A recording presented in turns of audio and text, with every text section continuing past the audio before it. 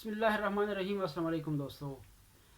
आज मैं आपको बताऊंगा कि साइंटिफिक वर्ल्ड के अंदर डेटा साइंस का इस्तेमाल कहाँ कहाँ होता है और डेटा साइंस में सबसे टॉप प्रायोरिटी कौन कौन से मॉडल्स को दिया जाता है और उनका नाम क्या है।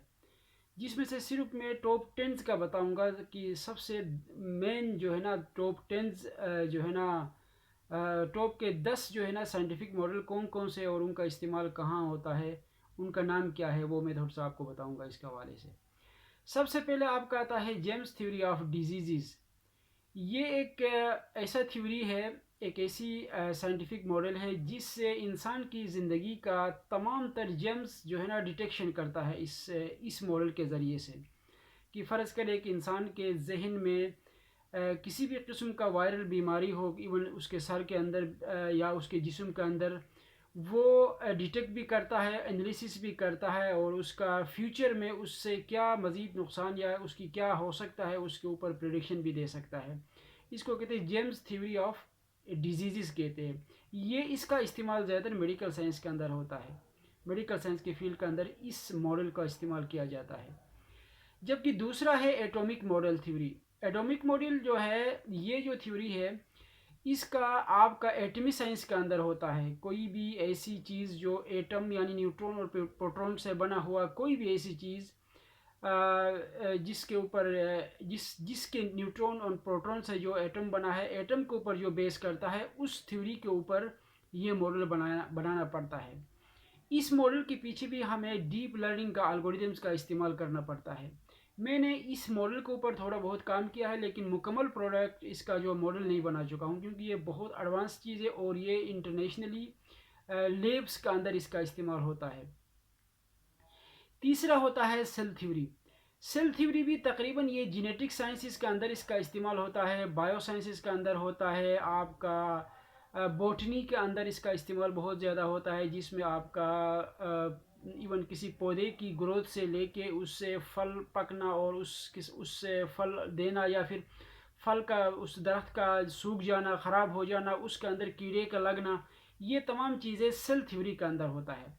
इस साइंटिफिक मॉडल के अंदर मैंने छोटे छोटे काम, बहुत सारे काम किया हूँ, जिसमें आपका बायोलॉजिकल साइंस में मैंने सेल डिटेक्शंस के ऊपर या फिर डिजीज़ डिटेक्शन ऑफ लीव्स या ऑफ ट्रीज़ के ऊपर मैंने छोटे छोटे मॉडल्स बना चुका हूँ, जिसका इस्तेमाल एग्रीकल्चर पॉइंट ऑफ व्यू से बहुत सारे किसानों को या ज़मींदारों को इस मॉडल की ज़रूरत पड़ती है।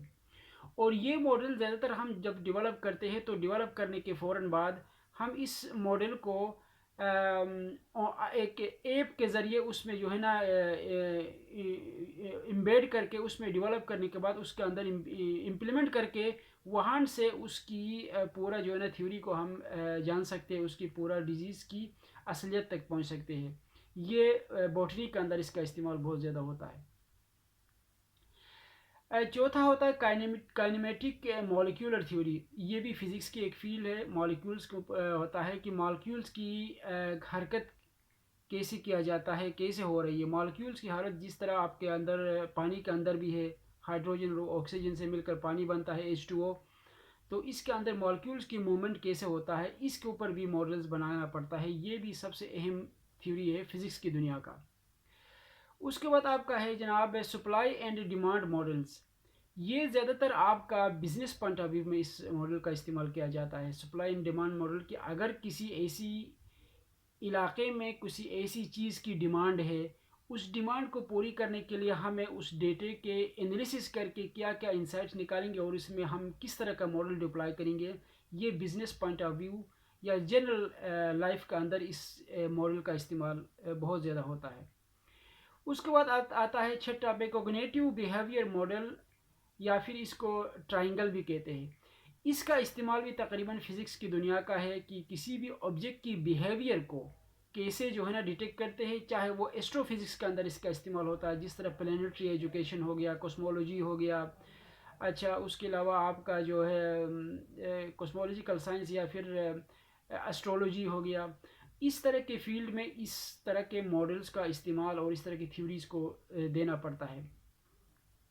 इन मॉडल्स का इस्तेमाल ज़्यादातर हम फ़िज़िक्स की एस्ट्रोफ़िज़िक्स के अंदर इस्तेमाल करते हैं कि हमें किसी भी जो है ना सितारे का या सैयारे का या गैलेक्सी का मूवमेंट या उसका जो है अर्थ से कितना स्पेस पे किस मूवमेंट पे किस स्पीड से वो हम जा रही है ऑर्बिट के अंदर, और उसका क्या डिस्टेंस, मतलब डिस्टेंस वगैरह कवर करने के लिए इस चीज़ का इस्तेमाल बहुत ज़्यादा होता है।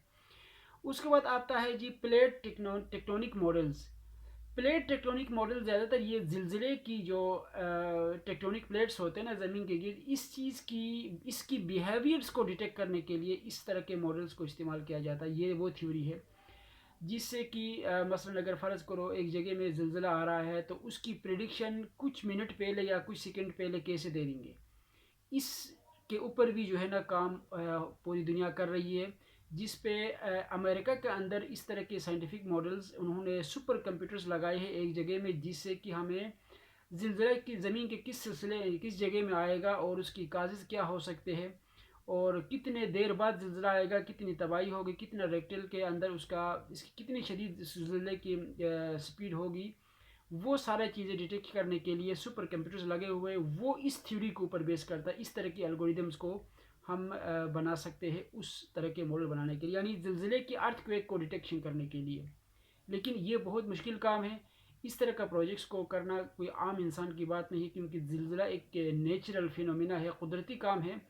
इससे कि हम ये नहीं कह सकते हैं कि हमें एक दिन बाद फलान जगह में ज़िलज़िला आएगी या 3 दिन बाद आएगी या 1 घंटा बाद आएगी। अलबत्ता सिर्फ कुछ मिनट या कुछ सेकंड की डिटेक्शन हो जाती है कि फ़लान जगह में ज़िलज़िला कुछ सेकंड बाद आने वाली है। इस तरह के एल्गोरिदम्स को हम बना सकते हैं। उसके अलावा आपका मॉडल ऑफ नेचर सिलेक्शन या इवोल्यूशन।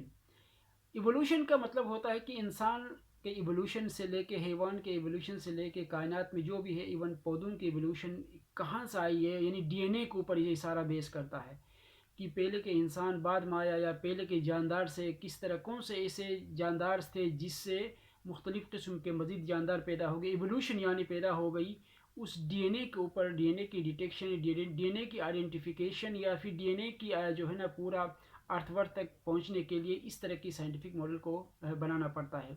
ये आपका मॉडल, इस मॉडल को कहते हैं जी आपका मॉडल ऑफ नेचुरल सिलेक्शन या फिर इवोल्यूशन ऑफ ह्यूमन लाइफ भी कह सकते हैं, या यानी जो भी है।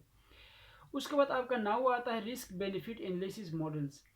यानी रिस्क बेनिफिट एनालिसिस मॉडल्स वो मॉडल्स होते हैं जिसमें आप कोई भी काम करते हो तो उसके लिए कितनी परसेंट आप रिस्क ले सकते हैं, उसकी सक्सेस के हवाले से भी और उसके फेलियर के हवाले से भी। ये भी ज़्यादातर आप बिज़नेस पॉइंट ऑफ व्यू से आप इस तरह के मॉडल्स को इस्तेमाल कर सकते हैं। इसकी एप्लीकेशन ज़्यादातर बिज़नेस पॉइंट ऑफ व्यू से है रिस्क एनालिसिस के लिए कि आपका फ्यूचर में आपके बिज़नेस लॉस पे जाएगा, प्रॉफिटेबल होगा, या कोई ऐसा काम जो जिस पे आप रिस्क लेना चाहते हैं उसकी फ्यूचर में क्या हो सकता है, जो आप चाहते हैं उसमें कितनी परसेंट उसकी जो है ना सक्सेस हो सकती है। ये रिस्क मॉडल्स के अंदर आता है। 10वां और लास्ट जो है ना सबसे इम्पोर्टेंट जो मॉडल होगा वो कंप्यूटेशनल मॉडल या एल्गोरिथम्स थिंकिंग। ये एक ऐसी मॉडल बनाना पड़ता है कि अल्गोरिदम्स खुद डिसीजन कैसे लेते हैं मशीन लर्निंग के अंदर या डीप लर्निंग के अंदर। अगर फ़र्ज़ करो कोई ऐसी मॉडल हम बनाते हैं तो ज़ाहिर है कंप्यूटर के ऊपर बनाते हैं ना, मॉडल बनाते हैं, अल्गोरिदम्स बनाते हैं, तो वो अल्गोरिदम्स जो भी है वो कंप्यूटेशनली थिंकिंग कैसे करें, यानी हम उसको क्या ऐसी मैनुअल चीज़ें समझाएं कि वो खुद डिसीजन लेके हमें उस हमारे मुताबिक उसका रिज़ल्ट हमें दे दे, या हमें उस तरह का काम करके हमें दे दे जो हम चाहते हैं हमारे प्रॉब्लम्स के मुताबिक। इसको कहते हैं एल्गोरिथम्स थिंकिंग या फिर कंप्यूटेशनल मॉडल भी कहते हैं इसको। तो कंप्यूटर ये 10 ऐसे मॉडल्स होती है। ये इन मॉडल्स का इस्तेमाल साइंस की दुनिया में खुसूसन बड़े बड़े लेबॉर्ट्रीज़ में होता है, और फिज़िक्स की दुनिया हो या फिर बायोलॉजिकल साइंस में हो, एस्ट्रोफिज़िक्स की दुनिया हो, बिज़नेस पॉइंट ऑफ व्यू हो, एकेडमिक लाइन हो, या फिर कंप्यूटेशनल थिंकिंग के अंदर आपका मशीन लर्निंग की मशीन को समझाने के लिए जो थिंकिंग किया जाता है, उसके ऊपर बहुत सारे चीज़ों का इस्तेमाल हो रहा है। मैं इस तरह के मॉडल्स के ऊपर अभी काम कर रहा हूँ, लेकिन मैंने कोई ऐसा बड़ा इस लेवल पे कोई मॉडल अभी तक नहीं बना सका हूँ। अलबत्ता छोटे छोटे प्रॉब्लम्स को सॉल्यूशन दे सकता हूँ जो किसी फार्मर के लिए डिज़ीज़ की डिटेक्शन उसकी दरख्त या पौधों के हवाले से, या फिर किसी हॉस्पिटल के अंदर कोई बीमारी की डिटेक्शन के ऊपर एनालिसिस कर सकते हैं, या फिर किसी बिजनेसमैन का जो है ना उसकी प्रॉफिट या लॉस होने के ऊपर कोई ऐसे एल्गोरिदम्स बना के इसी एल्गोरिदम को इस्तेमाल करते हुए मशीन लर्निंग के हम उसके ऊपर प्रेडिक्ट कर सकते हैं। ये इस तरह की मॉडल मैं बना सकता हूँ।